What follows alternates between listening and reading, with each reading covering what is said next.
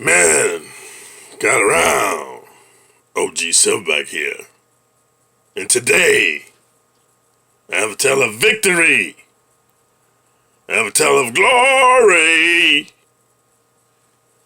How few, strong, dedicated, focused men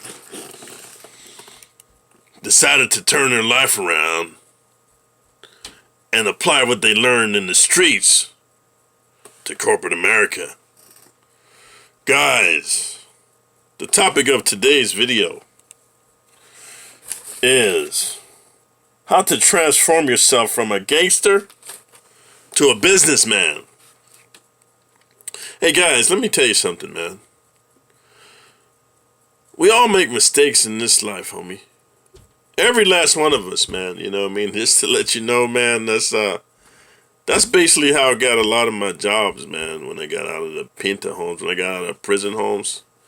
Because, man, like, at first I was putting down, my parole officers like, hey, you better not lie. You better put down yes for felony. And I went to all these, like, how to get a job places, man. Like, I went to all these different career centers, man. Yeah, you put down yes, I got a felony, we'll explain. I did all that, man. I wasn't getting the fucking job, man. And my parole officer was sweating me, dude, like, because I got high level parole, man. Yeah, meaning I did some bad shit, Holmes.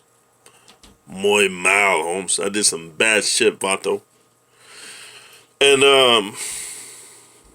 yeah, they had me on high parole, man. I was on parole for 3 years, homie. A lot of people do parole for a year. I don't know about 6 months. I know for a year, motherfuckers do parole for a year and get off. I did 3. And he was sweating me the whole fucking 3 years, Holmes. It was bad. But the point I'm making is, I learned from that how to really associate myself with people that were looking to help me do positive things, man. Because here's the deal, guys. And I'm just saying from the stories I've heard, I don't know these people personally, but like when you look at like the Jay-Z story, and if you don't know that, I'm gonna put it in the description here, the Jay-Z story and the 50 Cent story. I'm going to put these in the description because, to me, they epitomize, or they typify, what I'm explaining to you in this video, how you can go from being a gangster to a businessman. Because a lot of businesses, man, they're a front for gangsters. I'm not trying to tell you that that's not what this video is about, but I'm just letting you know, like, if you're in the street on me, and you getting your money, man, and you handle your business, and you doing your dirt, and this is what I call dirt, man, so don't misunderstand me. I know we all got to get money, man. That's the whole thing. Like, DMX says in the movie Belly. I'm going to recommend that to you as well. Belly. He's like, get that money, right? I got it. But see, here's me. Now, I'm not saying in the past. Now I have a moral conscience when it comes to getting money. So it's like this, man. Here's a line. And let's say for all you people out there in YouTube land, let's just say the right side. We got an angel on there that represents high morals, and then on the left side, we got the El Diablo, right? Which recommends, like, malo thought, just bad intentions, man, right? With my moral compass, anything that's dealing with stuff on the left-hand side, I'm not doing it, man. It's not that serious to me because I'm in a position where I don't have to. So let's revert back in the past when I was on crack, man, and I was strung out, man. And I was robbing and pillaging and just taking, man. I'm not proud of it, hopefully, if there's some guys some guys watching the video here that I've robbed in the past and I pistol whipped you and tied you up and all that fucking crazy shit, man. Made you suck on my pistol and my shotgun and shit. I want to apologize, man, because, I'm going to tell you why I did it, man, because I felt like you guys, what you selling your crack to me, and you didn't force me to smoke it, but if you guys weren't selling it, I wouldn't have smoked it. So I just rationalized, like, oh, you motherfuckers turned me into a crack monster, bitch. Then suffer the wrath of the monster, right? And so then after I robbed enough drug dealers, dude, it was so, and I'm not bragging, it was just so easy to do because I was stupid. And I was willing to die because, man, crack, man, I would beam up And I know it wasn't in heaven, man. I felt like it was beaming me up, but I felt like it beamed me down to hell because I felt like I was beamed into hell because it was just crazy. So I felt like I was dead anyway. So it was very easy for me to rob them because I just had my pistola, Holmes. And I'd be like, hey, man, I want to buy a couple of ounces, man. And they'd be like, hey, Holmes, you got the money, Holmes? And I'd be like, let me see the failure, Holmes. Let me see it, man. Let me see the dope, man. And when they pull it out, then I just break yourself, man. And I just hit them with the pistol so they know I wasn't fucking playing. Lay on the fucking floor and I'm taking all the drugs, right? And I might even shoot a dude in the leg, man, just to let them know I wasn't playing, right? And then just the reputation I had, Holmes, just because I was stupid. I was a vato loco. I was stupid, Holmes. So after I did that like 3, 4, 5 times, what I'm trying to say, I had enough money and drugs where I didn't have to do that. Now, yeah, I did suffer ramifications where I was kind of caught off guard. Like sometime I picked up some girls and I was going to go party, and then some homies like see me. Oh, that's the dude Rob Bob, or that's that motherfucker Jack me. Let's get him. And then we driving down the street like doing gunplay, stupid shit like that. It's just a good thing that I'm good with weapons, Holmes. But I'm just saying,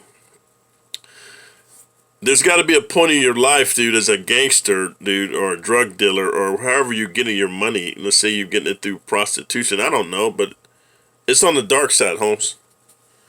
You got to get to a point, if you're smart, dude, that you got to realize, man, in America, I want to talk about America. I don't want to talk about other places because people always want to say, oh, you know, Colombia's corrupt, or Mexico corrupt, or Panama's corrupt, or Russia's corrupt, or whatever the fuck. America is one of the most corrupt countries, in my opinion, in the world. And I've traveled, man. I've seen it. People want to, oh, China's corrupt, you know, Vietnam's corrupt. Man, America's corrupt, homie. Only thing in America, and this is not a racial statement, I'm just sharing with you how it works, guys, so you guys can know it's okay to go from being a gangster to a businessman. But in America, you know, the white man speak with forked tongue. And what's that mean? Okay, so I'm part white, so I'm not, this is not a racial statement. What I'm saying is, when you look at corporate America, you look at these polished white dudes from Harvard or Yale with their hair slicked back. Yes, and basically the quarter projection for the first part of the year is our profits have went up substantially, and we're going to therefore diversify our portfolio so that we can all gain from this windfall. Yay! Right? You look at them dudes, you think they're all squared up, homie. This is the magical game I want to put you guys up on. Dude, everything that glitters isn't gold, bro. Everything that looks like Pee Wee Herman, man, is not good, homie. No. And then, hey, dude, let me tell you about this dude named Ted Bundy, homie. He was a lawyer, dude. He was a politician, dude. Handsome white dude, man. You know, polished, nice suits and everything, nice car, driving a Beamer, man. And he would play this role, man. He acted like his arm was broke, homie. He put on a fake cast and he'd go to the supermarket. And then he would ask him, oh, can you help me put this in my Beamer? And he's all dressed nice and everything. And these girls are like, oh, man, he's a white dude. I want to do some things to his, you know what I'm saying, his snake, right? That kind of look, dude, he looks successful. And then you get him to the car. Oh, can you put it in the car for me? When they bend over in the car, you chloroform, homie, and you get him in the car, handcuff him while they knocked out. Then take him out, and he had a place in the woods, homie, where he did horrendous stuff to him, dude. Like, handcuffed him up, hands over head, dude, while they having sex with fucking dead bodies and shit, and then dismembering them. Crazy shit, right? Crazy shit. I'm put him in there. I'm put him in this motherfucker. Ted Bundy, man, the Ted Bundy story. So what I'm saying is this, Holmes, when you look at a guy, and I tell man, I got one daughter, man. And when I got divorced, when I used to be a MGTOW, bro, I'm gonna make a video about why I'm not a MGTOW. But I used to be a MGTOW, bro, and then my daughter was like, I'm gonna support you because my ex-wife had took me to fucking court and said I was a terrorist, bro. Said I was working for the jihad, man, and I was like I was stealing corporate ideas and sending them over to the Middle East, man, and you know, I was a terrorist and I was plotting to bomb the company and I was stealing. Like, dude, she made me have to be, you know what I'm saying? Because I used to study Islam, homie. That doesn't make you a terrorist. You know what I mean? You guys in America don't understand. You got to embrace the Abrahamic religions, bro. That's Judaism, Islam, Christianity, man. The the Abrahamic, man. So anyway, she made up this story, man. So they, got not only did I get fired, bro, and then she said that she made up some stories that I had cut her with a knife, man, which I didn't. We got into a big argument, yelling and screaming. Cops came, so I got charged with attempted murder, great bodily injury, kidnapping, all this stuff, man, crazy shit. But anyway, I got in the county jail, bro, and then they wasn't gonna let me bail out, man. But then I hired a lawyer and a private investigator because that's why money's important. And so they got me out, man, so that I can be part of the private investigation. Anyway, long story short, I got proven innocent. But what the point I'm making is my middle daughter, came out to support me, and she had this dude that thought he was a gang member, homie. And so let me just put it to you like this, homie. I've lived in New York, Detroit, Chicago, Philly, Pittsburgh, man, Virginia, Missouri, Oakland, Los Angeles, man, San Francisco, Sacramento. You get the point, man. I've been around, homie. I know real gang members, man. Like, you can tell a real gang member from a fake wannabe gang. This was a fake wannabe gang member. He would sag his pants, baggy shirt, he thought it was hard, but he ain't never smoked nobody, homie. He ain't never made no drug money. He ain't never put no work in, you know what I'm saying? So I told the dude, man, I had some homies that had businesses, and I sent him down to get a job interview. So he went down there, and he was sagging with the big t-shirt on, and all that, you know what I mean? Just representing hood, right? So my friends call me up, hey, OG Silverback, how are you? Great, what's going on, Bob? I'm not quite sure I understand here. You sent your son-in-law down here, and he's coming in with his pants sagging and the big t-shirt on, and he's playing his rap music and everything, bopping his head with his braids and everything. Like, what the fuck were you thinking, man? Like, he's scaring my fucking customers, man. I go, whoa, I didn't know, Bob. Sorry about that. So when I confront my son-in-law, I say, hey, man, check this out, homie. When you go down there to get a job that I send you on, man, I said, represent yourself properly, man. Like, pull your pants up, dude. Tuck your shirt in. Get a nice collared shirt, you know what I'm saying? Take your braids out, man. And then do something with your hair. And don't take your beatbox with you, dude. You know what he told me? Hey, man, you a fucking sellout, man. You a fucking Oreo cookie, man. You selling out to the man. Fuck that. I'm going to be true to who I am. So this is what I told him. And this is what I want you guys to understand. I told him like this, dude. If you think for a minute that those white guys that run those corporate offices, like the CEOs and the vice presidents, directors, and the managers with their suits on, their $5,000 suits on, their Rolex, if you think for a minute like some of those dudes aren't skinheads, dude, or Aryan Brothers or KKK, dude, whatever you're smoking, man, I want to smoke some of that, homie, because you are deluded, man. I said because, dude, the corporate environment, man, is a safe place where you come in and you play this public role. You play this public persona. It's a persona, bro. We're all actors. We all have acting ability within us, man. You know what I mean? If you don't believe it, man, check this out. When you went to court for your fucking sentencing, right? If you're like 80% of us, man, I'm sure you tried to put the remorseful look on you. You're like, I'm so sorry. I'm never doing it again. I mean, if you're facing life, bro, or you're facing a lot of time, you're like, I'm so sorry for what I've done. If I could do it over again, I wouldn't do that, right? Yeah. You know how to play remorseful, motherfucker, so don't tell me you're not an actor, right?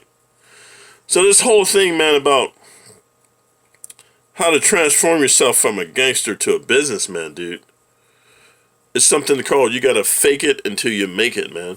And so with anything that we want to do, it first starts out with a thought in our mind, and you have to program your mind to think in a way where you want to take your street hustle and you want to clean it up, man. You want to legitimize. I'll give you an example. I'm not going to say any names. So when I got out of the pen, I had a homie that was a big time drug dealer, man. Like, you know what I mean? Like, I was selling drugs too, man, but I was selling drugs more like to have money and power. Like, I was just trying to stack my chips. So the empire I built, I made $3,000 profit a day. That's profit. That's after paying off my house mortgages, my workers, tipping off some. I had to pay off police officers, man. Yeah. Fucking police officers, man. Police officers, let me say something. I'm going a little tangent here. Police officers are a trip. Because when they arrested me, dude, the one police officer arrested me, man. I had a half a kilo, but then when I show up in court, they said I had a couple of ounces. You see my eyebrows, guys? So my naive ass, I say to my lawyer, like, hey, man, he's talking about a couple of ounces, man. I had a half a kilo. And dude's like, shut the fuck up, man. The less drugs, the better. They're actually doing you a favor. And I'm thinking in my head, okay, favor or not, where'd all the other drugs go, right? So then you got these dirty officers that I had to pay because they knew I was drug trafficking. They knew what I was doing. Unfortunately for me, I didn't have enough money to pay all the crooked motherfuckers off.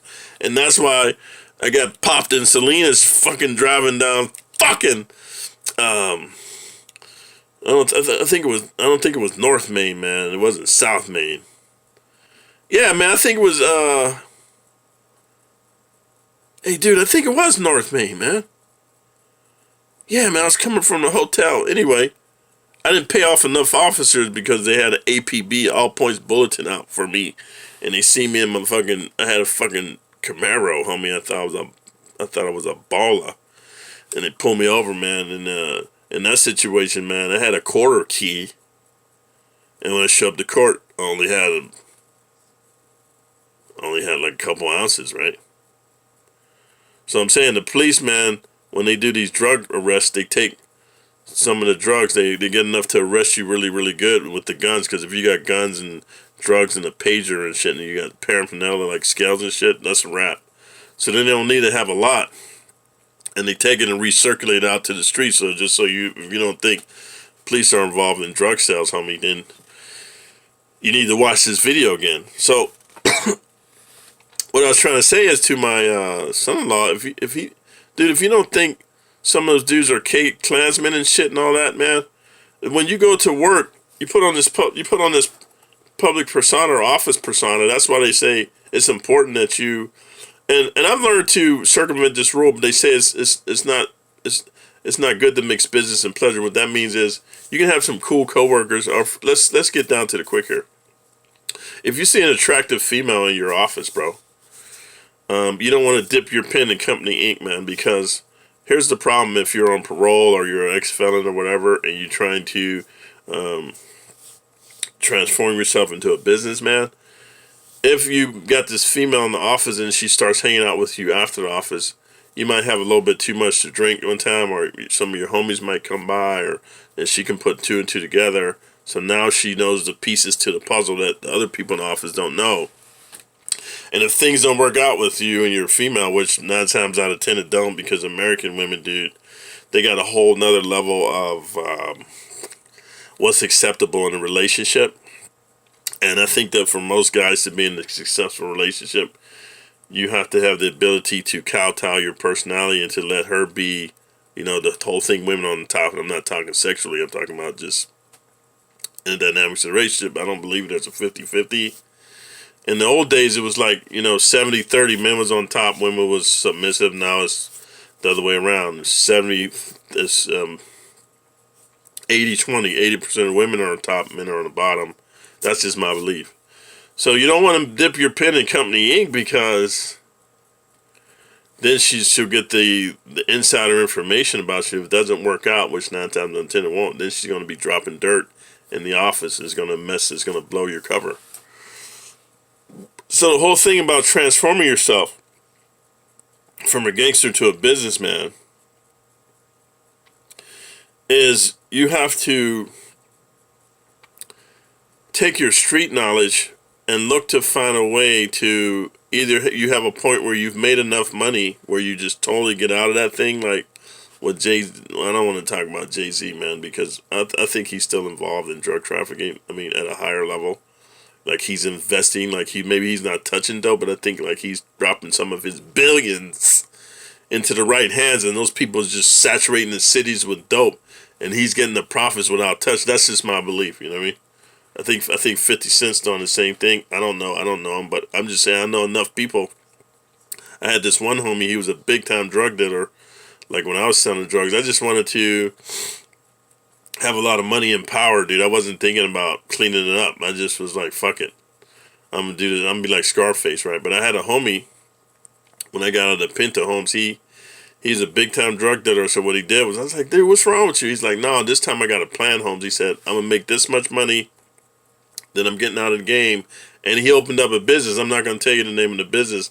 But he opened up a business and became very successful because as he was building his inventory, and let's say, for example, he had a bad month, and he would supplement the income from the business with some drug deals. And then through his marketing and all this, he got really good. He put a lot of energy. Like, he had a plan, is what I'm trying to say. He put a lot of energy into his legitimate business. And once that took off to where he was making the same amount he was making when he was in the streets, he just quit the street stuff altogether. And I'm proud of him.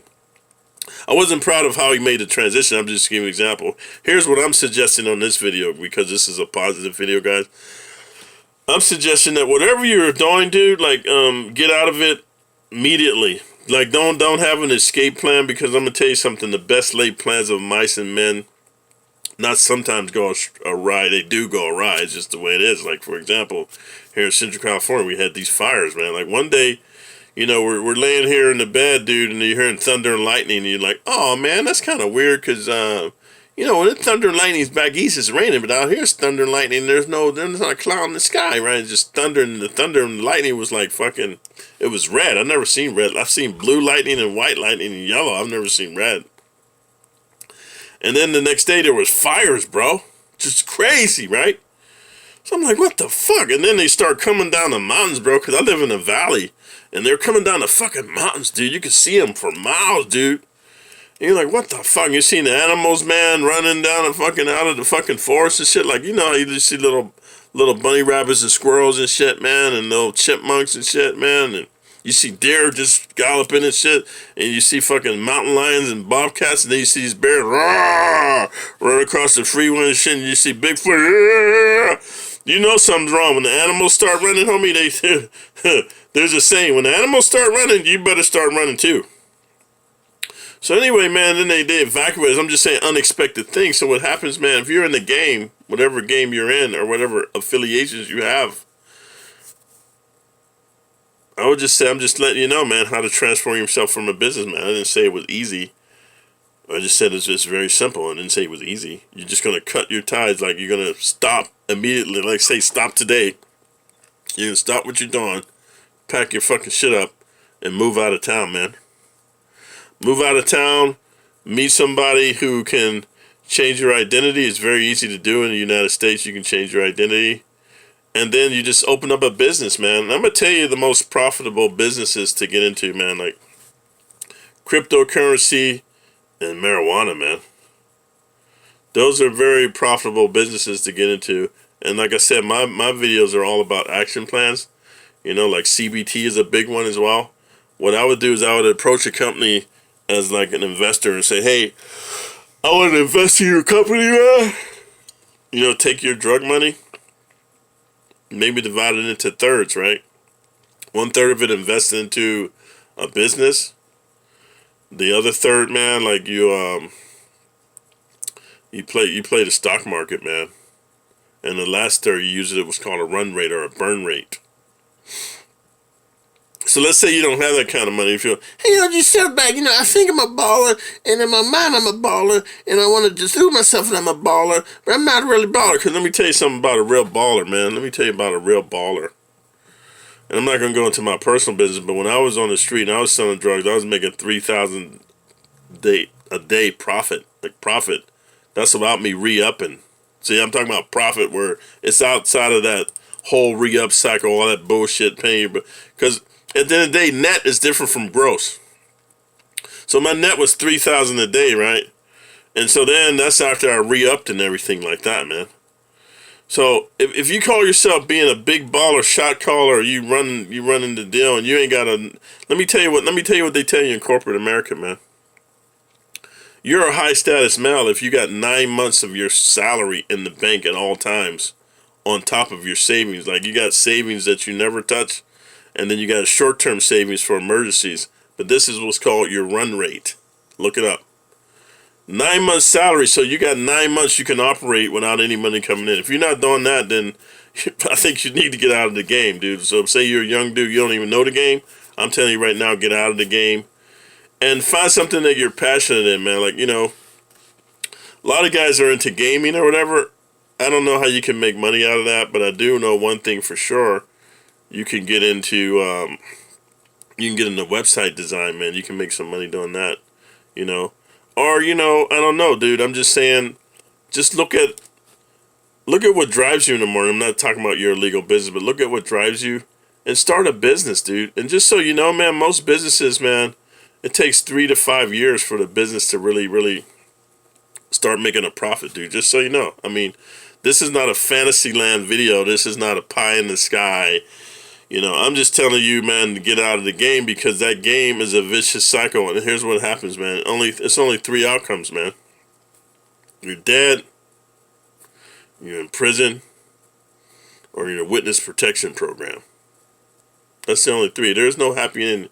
Fuck these movies. Hollywood's selling you a narrative that is not true. I'm here to tell you, man. So me, myself, I transformed myself from a gangster to a businessman, because what I did was I just changed all my associations. I no longer associate with dudes that do criminal activity. Am I judging them? No.